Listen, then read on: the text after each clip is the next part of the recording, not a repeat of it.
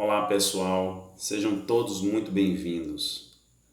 Estamos hoje aqui para realizar mais uma tarefa doutrinária para o Grêmio Espírita Perseverança e Caridade, GPEC, essa casa que nos acolhe com tanto carinho e amor. Queremos mandar um abraço fraterno a todos os trabalhadores, todos os membros, frequentadores desta casa e agradecer pela oportunidade também de estudo, de trabalho. Estamos aqui para falar sobre um tema que é realmente por demais importante. Falar da criação, do Criador, falar de Deus. E o tema é: o que é Deus? É a primeira pergunta de O Livro dos Espíritos que Allan Kardec faz aos espíritos benfeitores para saber inicialmente como seria a linha dos seus estudos, de pesquisas e também para trazer a cada um de nós os esclarecimentos tão importantes e necessários para o nosso aperfeiçoamento moral. Então vamos iniciar realizando uma prece em agradecimento a Deus nesta oportunidade, aos bons espíritos, pedindo ao alto a inspiração para que possamos transmitir uma mensagem de consolação, de alento, de esperança e de esclarecimento a todos os corações. Que assim seja. Bom, conta-se que um velho árabe, analfabeto, orava com muito fervor e com muito carinho também. Só que todas as noites ele fazia isso e aquilo começou a chamar a atenção do seu chefe, daquele chefe da caravana da qual ele fazia parte, e que ele era um homem muito rico. E aí foi para aquele homem mais pobre e perguntou a ele: por que você ora com tanta fé todas as noites? Como você sabe que Deus existe? E aí ele continua falando: você nem sabe ler? Por que você continua orando e pedindo e falando como se você estivesse entendendo alguma coisa, com o livro na mão até? E aquele homem crente e fiel respondeu para aquele Senhor: grande Senhor, conheço a existência do nosso Pai Celeste pelos sinais que ele transmite. Aí aquele homem rico e incrédulo pergunta: mas como assim? Como assim você reconhece esses sinais? Ele ficou admirado porque ele não entendia como é que ele conseguia desvendar e identificar esses sinais. E aquele servo humilde explicou: quando o Senhor recebe uma carta, quando uma pessoa está ausente, ele escreve. Como o Senhor sabe que ela escreveu? E aí aquele Senhor responde: ora, pela letra, eu percebo pela letra. E ele continua: quando o Senhor recebe uma joia, por exemplo, de uma pessoa amiga, como é que o Senhor se informa? Como é que o Senhor consegue descobrir de quem é o autor? Quem foi que construiu aquela joia para o Senhor? E ele responde: pelas marcas do ourives. Então, ele continua e faz mais uma terceira colocação. O empregado sorri, dizendo: quando houve passos de animais ao redor da tenda, quando estão acampados, se foi um carneiro para saber se foi um cavalo, se foi um boi. E aquele homem responde a ele: pelos rastros, respondeu aquele chefe. E aí ele ficou surpreso. E então aquele velho crente, aquele homem ancião, convidou o Senhor para fora da barraca onde ele se encontrava e disse assim para ele, mostrando para o céu, para o universo, onde a lua brilhava, onde estava cercada por multidões de estrelas, e ele exclamou para aquele homem dizendo: o Senhor, veja os sinais lá em cima. não podem ser dos homens. Nesse momento, aquele chefe orgulhoso da caravana, com lágrimas descendo sobre os olhos, se ajoelha na areia e começa a orar também. Essa história foi retirada da obra Pai Nosso, ditada pelo espírito Meimei e psicografada por Francisco Cândido Xavier. Nós já percebemos aí o quanto é importante estar atento aos sinais, perceber que ainda temos tanto para aprender, tanto para examinar em nossas próprias consciências sobre o significado da criação, sobre o significado do Criador. E Deus é um princípio fundamental na doutrina espírita. Não há vida, não há realidade, não há inteligência, senão pela vontade de Deus, senão pela vontade do Criador. E é possível perceber essa compreensão, é possível perceber essa análise nessa primeira questão de O Livro dos Espíritos, quando Kardec pergunta: que é Deus? Aqueles benfeitores, obviamente, já imaginavam que viria, o que estava por vir. E os espíritos respondem dentro da maior simplicidade, dentro da mais absoluta segurança, com uma frase seguinte: Deus é a inteligência suprema, causa primária ou primeira de todas as coisas. E a partir dali, Kardec faz outras perguntas, questionando sobre a infinitude, sobre se Deus é ou não infinito, e os espíritos vão respondendo.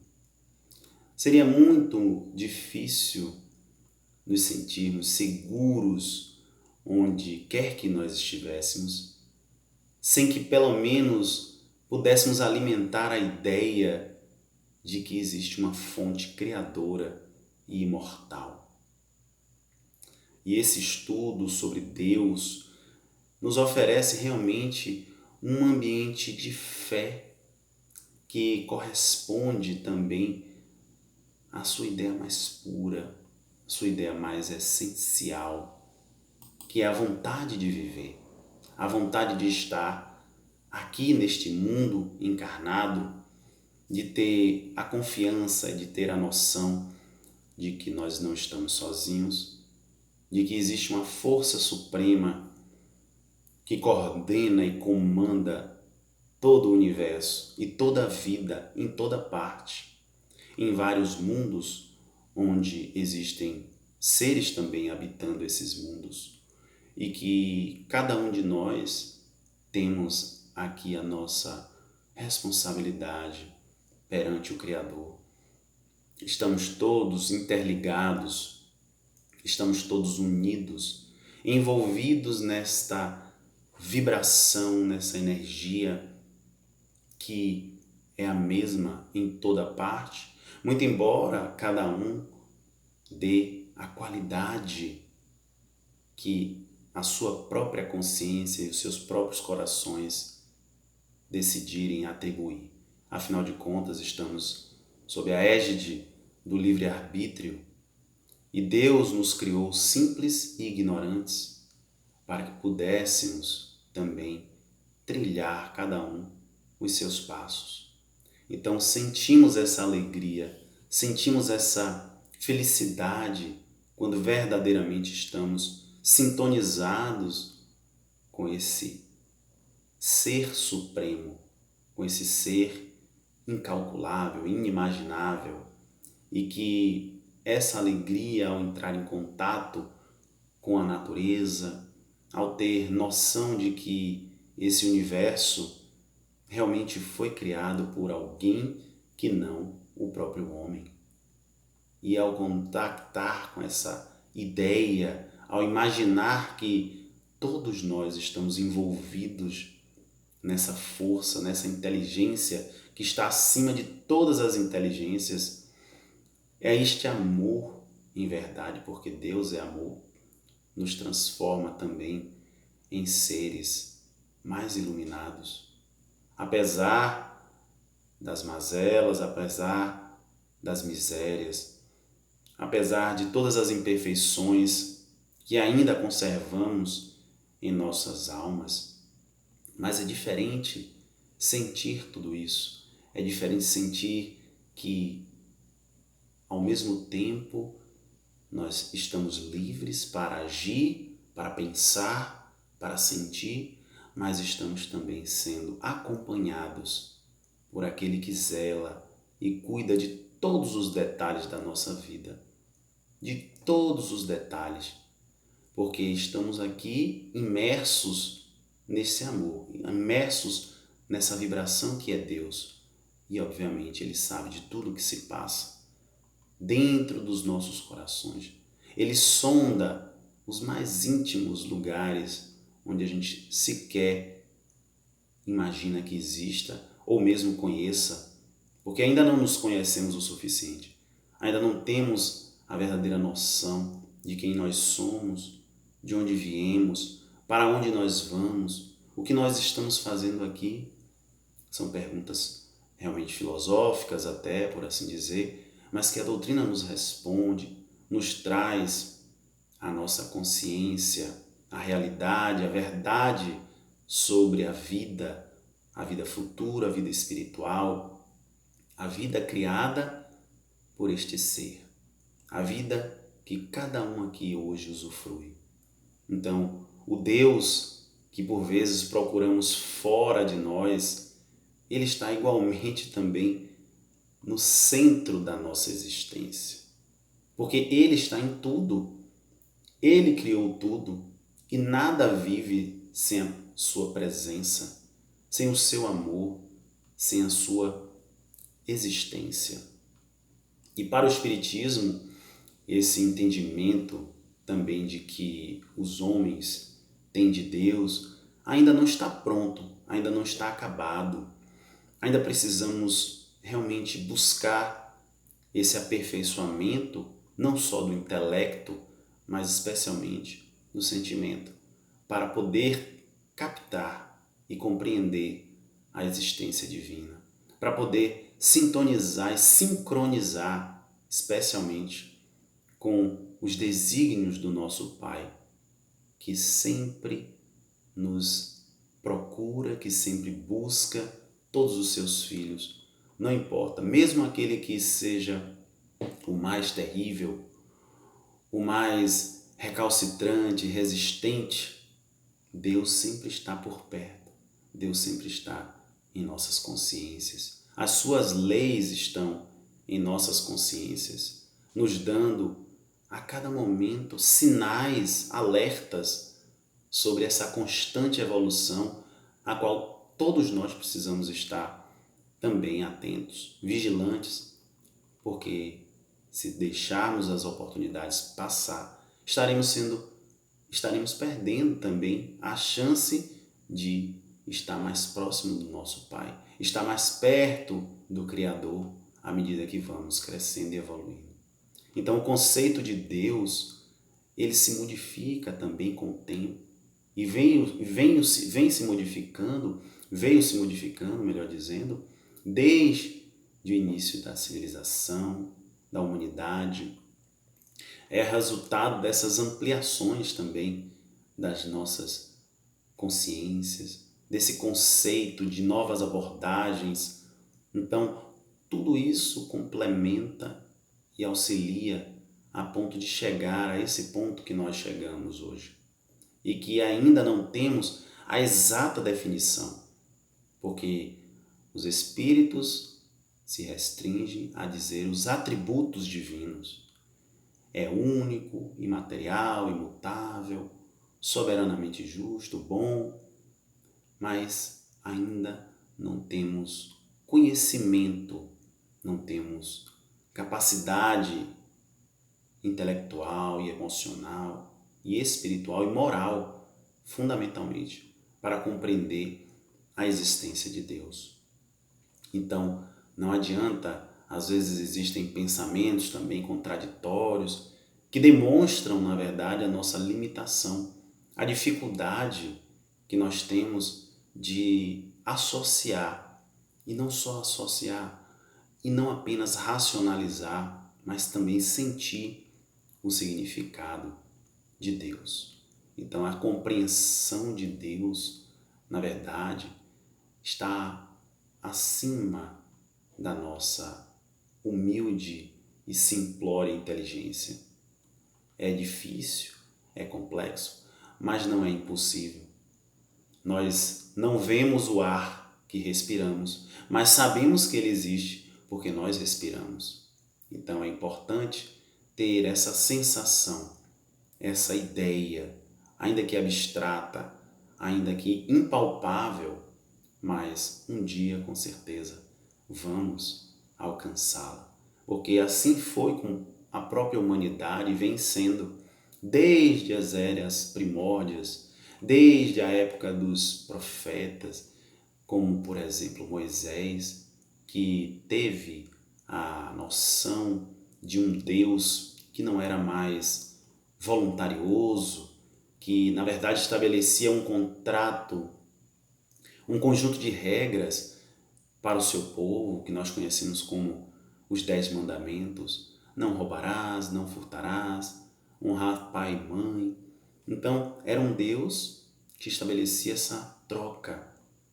Enquanto que outros profetas do Antigo Testamento, citados no Antigo Testamento, como Amós, como tantos e tantos outros, Oséias, diziam que Deus, em verdade, era um ser justo, mas ao mesmo tempo severo, e que ele tinha algumas características como não perdoar, como não compreender. Então, era ainda a visão primitiva, era ainda aquela visão distorcida da realidade sobre Deus, da realidade do divino, do Pai, que nunca, jamais agiu daquela forma. E aí veio Jesus. Jesus trouxe para a humanidade uma compreensão muito mais ampla sobre o significado de Deus. Trouxe para todos nós a ideia de amor, de que Deus é a expressão absoluta do amor. Então, a relação entre Deus e suas criaturas, entre Criador e criatura, nunca, jamais poderia deixar de existir o amor. Então, tanto é que ele chamava Deus, chama, melhor dizendo, de pai, de papai. Através da linguagem aramaica, ele dizia Abba, que a tradução é exatamente papai. Então ele já demonstrava ali a intimidade, a aproximação com o Criador, de uma forma tal que os homens da época não compreendiam. Então essa visão histórica mostra realmente vários conceitos sobre Deus, aceitos em determinados períodos da humanidade, da história, mas que foram também sendo abandonados, esquecidos, por assim dizer, também, porque deixavam de atender às expectativas das pessoas, dos grupos sociais. E Deus foi aos poucos também deixando de ser um Deus com D minúsculo, como aqueles deuses que eram adorados pelos povos místicos, inconscientes ainda, fanáticos, radicais, e deixou de ser um Deus também de um só povo, porque era a ideia que se tinha de um Deus que comandava os exércitos, um Deus que esmagava os seus inimigos, e que deixou de ser o Deus imprevisível das ações, que castigava, deixou de ser também aquele Deus que provocava medo, intimidação junto às pessoas, deixou de ser aquele Deus de uma igreja, de um templo, de um local específico, de concepções, de ideias doutrinárias filosóficas, dogmáticas. Por quê? Porque no entendimento da doutrina espírita, Deus não se relaciona a nada mágico, místico, a nada divino no sentido de fantasioso, sacro, algo que venha a tornar a consciência, a razão totalmente desconexa do próprio ser. Então Deus não é matéria, Deus não é energia, Ele não tem uma forma definida, não é aquele homem velhinho sentado num trono com um cajado dizendo quem vai para o lado direito, quem vai para o lado esquerdo, quem pecou, quem não pecou. Por mais evoluído que seja, também não existe nenhum ser comparado a Deus, por mais que às vezes muitos queiram comparar e equiparar Deus a Jesus, por exemplo, muito embora Jesus tenha sido o ser mais iluminado que pisou aqui no planeta Terra, no entanto, Deus não se equipara a Jesus e Jesus não se equipara a Deus. Muito embora Jesus esteja contido em Deus, mas Deus não está contido em Jesus. Então a recíproca não é verdadeira. Deus vai além de Jesus, vai além de todos os seres, de todas as criaturas. Deus não está no céu, como muitos dizem. Ele também, na verdade, está nos seres, em todo lugar, desde o reino mineral, vegetal, animal, todos, nos homens, nos espíritos, individualidades, inteligências. Então, Deus não se confunde com nada nem com ninguém. Ele não tem um comportamento no sentido de determinar que façam ou deixem de fazer alguma coisa. Ele não determina também regras, ao contrário do que Moisés dizia, dos 10 mandamentos. Então não há por que falar também em desobediência à sua vontade, não há por que dizer pecado, como muitos costumam dizer também, que na verdade é uma expressão muito usada em muitas ciências teológicas, por assim dizer, e que trazem um peso da culpa no sentido de reprimir e condenar aqueles que fogem dessas diretrizes supostamente ditadas por Deus, que na verdade se traduz através de um interesse de prender, aprisionar a razão das criaturas e assim dominar a liberdade, dominar a livre escolha que cada um de nós temos ao buscar uma crença, ao buscar uma ideia, ao buscar um pensamento relacionado a Deus, à religião, ao que quer que seja. Deus também não vigia ninguém, não fiscaliza. Na verdade, são as nossas próprias consciências.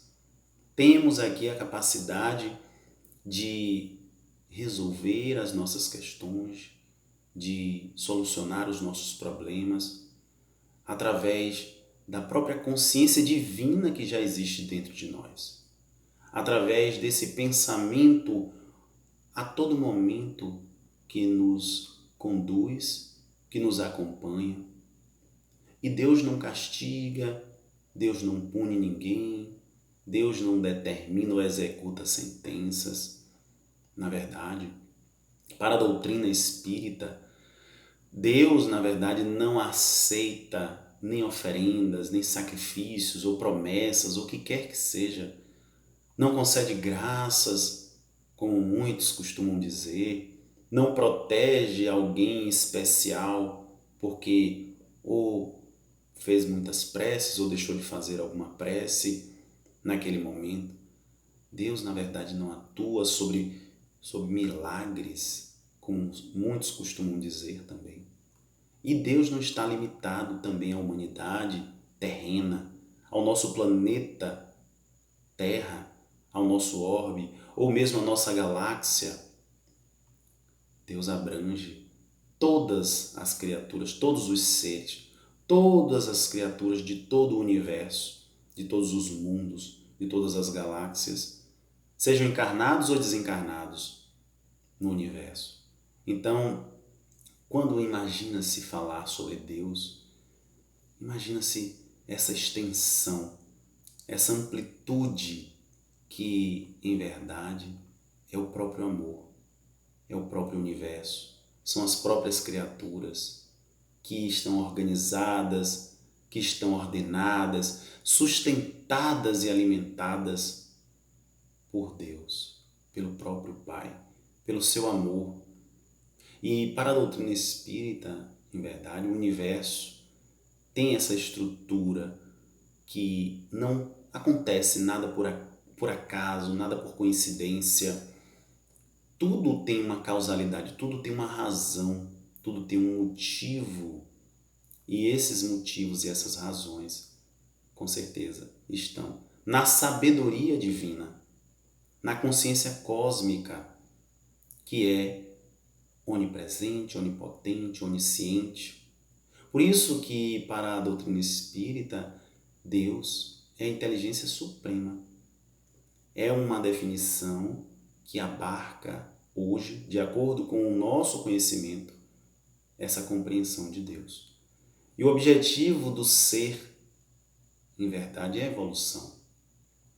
Nós estamos aqui para buscar ampliar essa consciência através dos conhecimentos, de construir uma nova vida a cada nova existência, de buscar desenvolver inteligência, as percepções, não só físicas, mas especialmente espirituais, de buscar entender a natureza das coisas, das pessoas, de si mesmo, especialmente de si mesmo, porque no cosmos, no universo, essa composição divina possibilita a todas as criaturas essa marcha.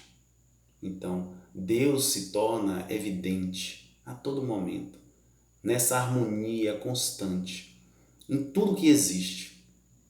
Quando fazemos qualquer referência ao cosmos, ao universo, imediatamente fazemos referência a Deus. Fazemos referência ao Criador, porque as relações que regem o universo estão submetidas à sua vontade. Por isso que Deus é a totalidade, por isso que Deus é essa estrutura inteligente e é o universo que representa tudo isso, de forma plural, ampliada, a todo momento.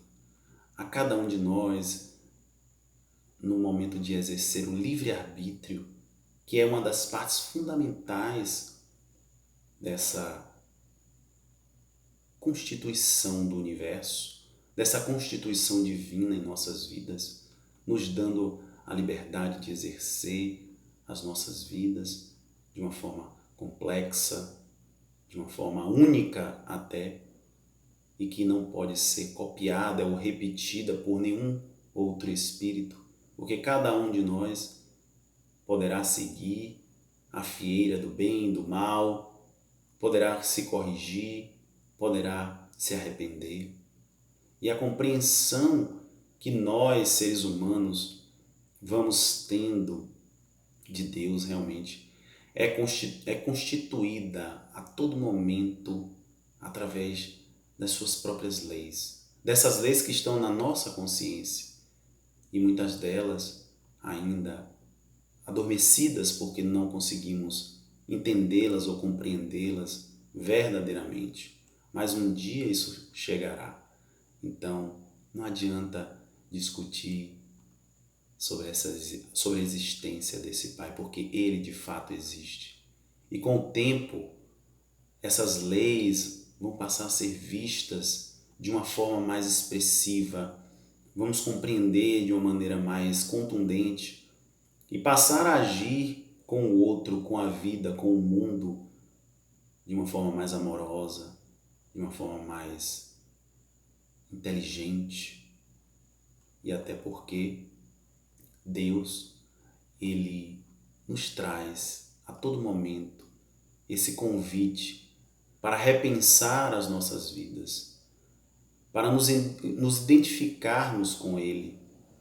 E essa identidade com Deus não se faz apenas pela obediência pura e simples às suas leis. Não é de forma irracional, mas é através do conhecimento, é através da razão, da sabedoria. Todos nós, seres aqui, estamos relacionados a Deus. E todos nós, enquanto criaturas, estamos relacionados com o Criador. Na medida em que vamos evoluindo, vamos ampliando também essa consciência. E todos os seres que aqui expressam essa consciência determina as características divinas. Porque nós somos criados à sua imagem e semelhança. Está lá no Evangelho, na Bíblia. Mas não idênticos, porque a criatura não vai se transformar no Criador. Mas sim, vamos nos aproximar, nos aperfeiçoar cada vez mais, até o dia que vamos nos aproximar dele. Então Deus faz e age no mundo, no universo, através de cada um de nós. Nós somos instrumentos do seu amor, da sua justiça, da sua verdade. Nós temos aqui também a importante tarefa de realizar a nossa parte. E mesmo sabendo de todo esse potencial do Criador e que somos os seus filhos, ou seja, que nós estamos aqui para ser amados, amar e aprendendo também a ser amados por Ele. Ainda temos dificuldades em lidar com essa força suprema, e lidar com Ele, e lidar com aquele que Jesus chamou carinhosamente de Papai. Então vamos fazer aqui uma pergunta. Como é que está o seu relacionamento com Deus? Como é que você se vê nessa relação, nessa troca com o Criador? Será que já fizemos essa análise? Será que já nos perguntamos como é realmente estar sendo acolhido, amparado por esse Pai? O ato de enxergar o nosso relacionamento com Deus realmente pode ser comparado ao ato de encontrar a si mesmo, ao ato de se ver. É como um espelho que colocamos à nossa frente e a partir dali começamos a enxergar quem nós somos de verdade, o que nós estamos fazendo aqui, o que nós estamos vivendo nas nossas vidas. Esses reflexos, essas transformações, esse novo modo de ser até, essa relação nos confere também algo que nos faz verdadeiramente íntimos do Criador.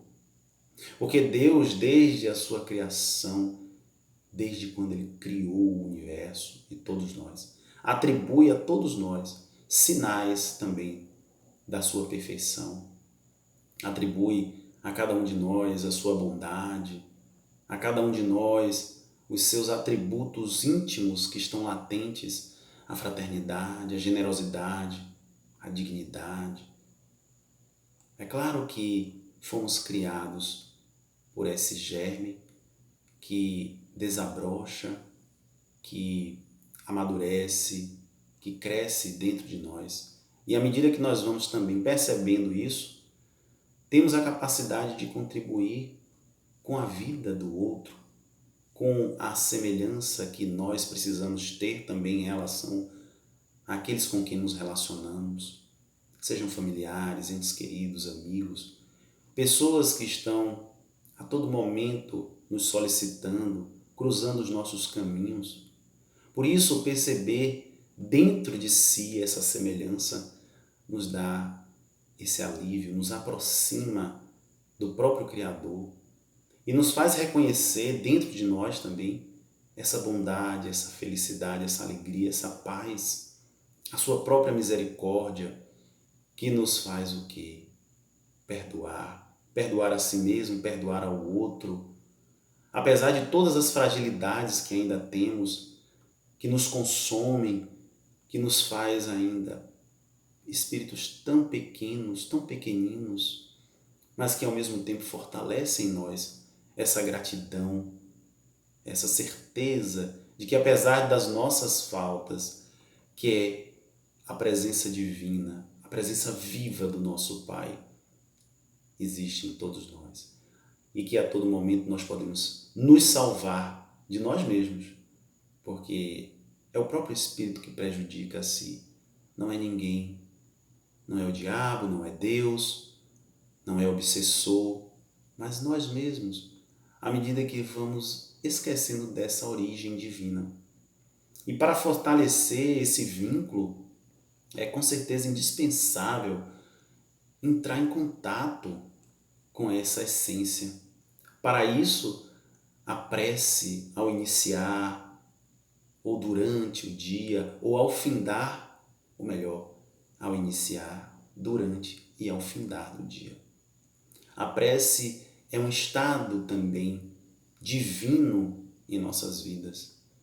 É uma maneira de nos comunicarmos com Ele, de falar com Deus, de agradecer, de entregar a nossa vida, de amar a presença do Pai, que a todo instante está presente conosco.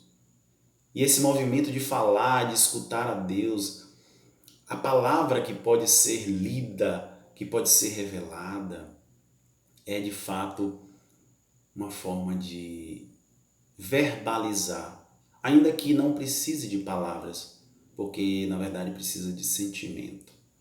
A palavra é apenas um mecanismo, um meio de conjugar esse amor divino em nossas vidas, de permanecermos realmente conectados a Ele, imperturbáveis, mesmo diante dos desafios, dos problemas da vida, de fortalecer esse vínculo, essa amizade com aquele que nos ama tanto. E para entender também melhor o significado do nosso Pai, será que já nos perguntamos o que realmente eu espero e o que Deus espera de mim?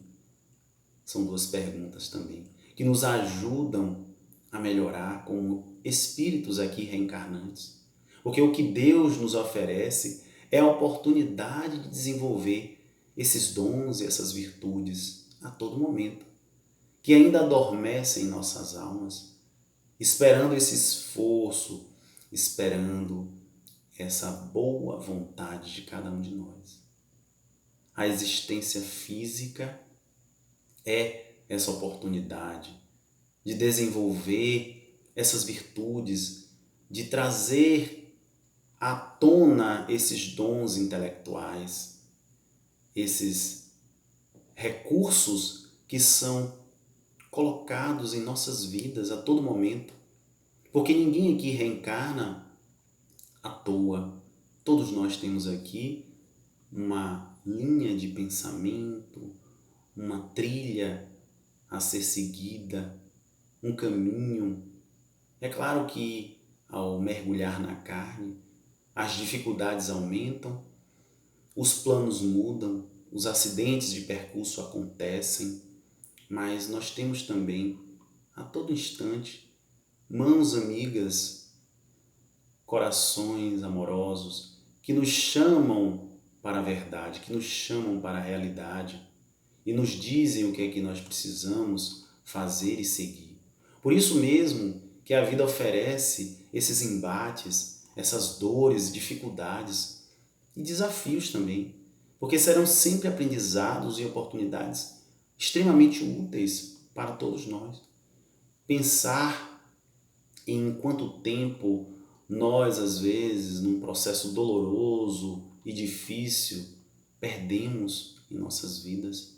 Não digo perdemos porque realmente sempre é aprendizado, mas quando estamos despertos e vigilantes, o amadurecimento é mais rápido, nos fortalecemos, enfrentamos a vida com mais vigor, com mais alegria, sem medo, sem receio, e consciente também de que o aprendizado está se fazendo, Então a vida não é só feita de aprendizados intelectuais ou físicos, mas principalmente das conquistas morais que Deus nos oportuniza em todo momento em nossas vidas. Então o nosso progresso se dá à medida que vamos desenvolvendo tanto a mente quanto o coração. Então Deus, através das diversas lições que Ele nos traz, nos dá também a chance de relembrar a sua existência, de nos fazer buscar a fonte, a origem de tudo, porque a lição divina da humildade só vai chegar quando a gente aprender também a calar, a lição da paciência quando aprendermos a esperar, a lição do perdão só vai ter espaço na nossa vida quando aprendermos a compreender ao outro. Assim são as lições também do coração. Enquanto o desenvolvimento intelectual se dá somente, às vezes, através dos livros, das escolas, dos estudos, o nosso desenvolvimento moral se dá nos embates da vida, se dá a todo momento, nas reencarnações que estamos recebendo, hoje numa dificuldade, hoje passando por um problema, por algo que a gente imagina que não vai se resolver, mas Deus está ali presente. E por tudo isso, Deus escolheu, com todo cuidado, com todo amor, a melhor família para a gente reencarnar, a melhor família para a gente estar ao lado, as pessoas com quem nós vamos estar ali também compartilhando as nossas bagagens, as nossas alegrias, felicidades, tristezas, a melhor cidade que nós vamos reencarnar para ter o melhor progresso, para ter as melhores condições também, as melhores lições, o melhor emprego. Então, Deus, em verdade, apenas espera de nós que cada um aproveite essa vida, essa oportunidade que a vida nos oferece. Todo cuidado é pouco, inclusive, para que não percamos de vista o bonde da história, para que não percamos de vista aquilo que realmente é importante para as nossas vidas. Porque como todo estudante numa escola que frequenta essa escola, se ele não estuda, no final do ano ele terá um resultado infeliz. Ele não vai passar de ano. Então, ele vai ser obrigado a recomeçar tudo mais uma vez. Então, ser um bom aluno na escola da vida realmente garante, ao final dessa existência, uma mente e um coração tranquilos e calmos para a próxima etapa que nos aguarda no mundo espiritual. Porque nós vamos aí ser herdeiros de nós mesmos, carregar a bagagem que nós construímos ao longo da existência física. E a doutrina nos ensina que Deus não espera por nossos apelos para nos amar. Ele nos ama incondicionalmente, independente do que nós somos ou fazemos. E por isso o apóstolo Paulo tem uma fala realmente fantástica, quando ele diz que todos nós, melhor, todas as coisas cooperam para o bem daqueles que amam a Deus. E ele diz mais adiante que aprendeu a ser feliz, aprendeu a ser uma pessoa contente com toda e qualquer situação, porque tudo podia naquele que o fortalecia. E essa é a condição íntima de quem sabe confiar em Deus, quem sabe confiar na sabedoria divina. Que nós possamos cada dia mais nos aproximar do nosso Pai, do nosso Criador e fazer das nossas vidas um agradecimento à nossa existência, à vida que o Pai nos oferece, à existência que nós estamos tendo hoje para um dia aprender verdadeiramente a amar como Ele nos ama. Que Deus nos abençoe a todos e muita paz.